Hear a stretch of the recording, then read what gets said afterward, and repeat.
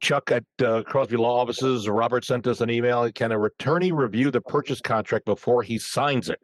So Chuck, he's asking, can you review a contract if he's going to sign a purchase contract or to list his house? Is that necessary in your mind in this day and age? Is it necessary? No.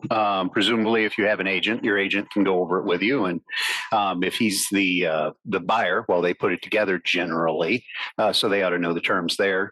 Sellers had one today. They sent it over to me and said, "Hey, can you look over this?" See, the idea is I can't sit there and tell them what they ought to do. What I can tell them is what the contract says, and is that what you want to do?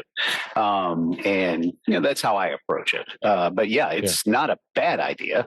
Is it required? No. But if you don't have representation from an agent, then you probably do want to run it by an attorney. In this particular case, it's a national buyer of houses sending him a contract. And there were 4 or 5 different things in there that really ought to be in there that weren't. So, for instance, in New York State, it's the norm, as a matter of fact. Everybody's got an attorney in New York.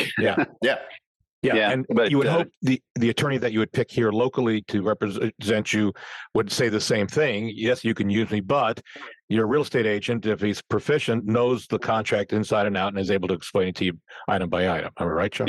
Yeah. Occasionally, you get people that are a little skittish and think, well, they aren't exactly happy with their agent, or they feel that maybe something is going on behind the scenes.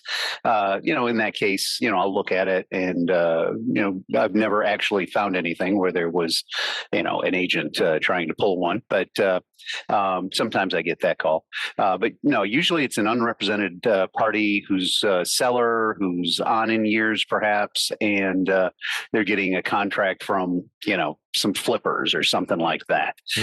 Those, I'd say it'd be foolhardy to sign without running it by an attorney. But if there's agents involved, trust your agent. That's what they're there for.